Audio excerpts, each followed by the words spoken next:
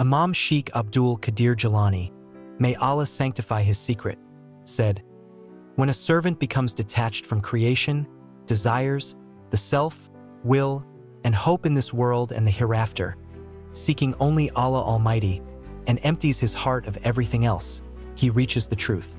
Allah then selects, purifies, loves him, makes him beloved to his creation, and grants him closeness and delight in his grace. Allah opens the doors of his mercy to him and promises never to close them.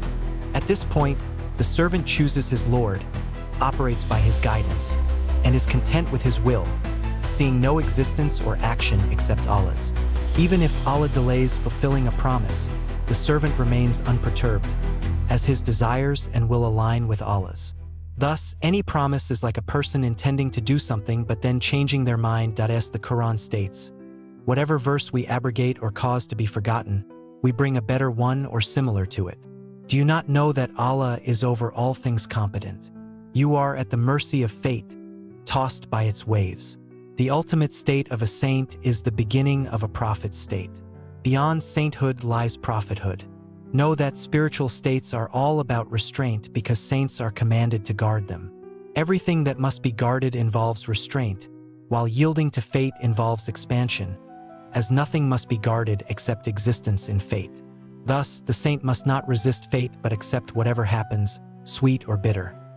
When a servant attains the state of fate, action, and expansion, they are commanded to ask for their portions after being ordered to renounce them. This is because their inner self is free of desires, filled only with Allah, who then commands them to ask and desire their rightful portions. Asking from the Lord signifies their worthiness of his grace and rank. This freedom to ask for portions is a sign of expansion after restraint, marking the transition from spiritual states and stations to a reliance on fate without effort or hardship. It does not indicate neglect of duty or heresy, as Allah protects his loyal servant from such deficiencies.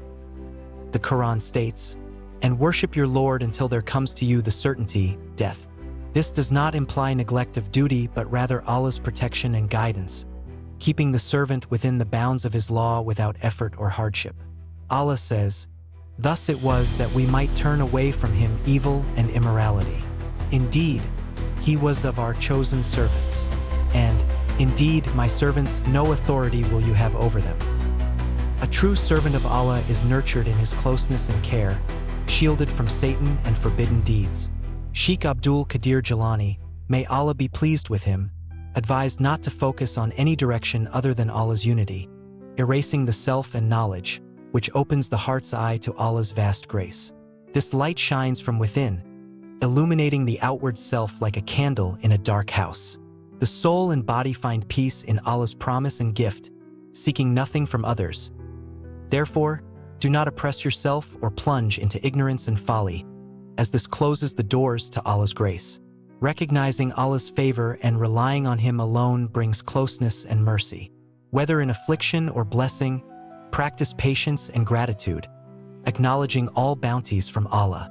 Use your tongue, heart, and limbs to express gratitude, avoiding attributing favors to creation or your efforts, as the Quran states. They know what is apparent of the worldly life, but they, of the hereafter, are unaware. True gratitude involves recognizing Allah's sole role in all blessings, using them in his obedience. Deviating from this path leads to injustice and misguidance, as the Quran warns, and whoever does not judge by what Allah has revealed, then it is those who are the disbelievers. In every state, be it trial or blessing, fulfill its due rights with patience and gratitude. Do not complain to creation or show discontent, trusting in Allah's wisdom. Avoid seeking relief from others, as this is akin to associating partners with Allah. Only Allah controls all affairs, so remain patient, content, and in agreement with his will. If deprived of this, seek refuge in Allah, affirm his oneness, and ask for patience and acceptance until relief comes, as it did for Prophet Job. Like the cycle of night and day, every hardship is followed by ease, and every trial by joy. Patience is key to faith, a fundamental aspect. As the Prophet said, "Patience is to faith what the head is to the body." Initially, leave familiar comforts for the duties of the law, then submit to fate, returning to the familiar while guarding the limits. Follow the Quran and Sunnah, abandoning desires for Allah's commands. Inwardly, uphold monotheism. Outwardly, obey Allah's commands.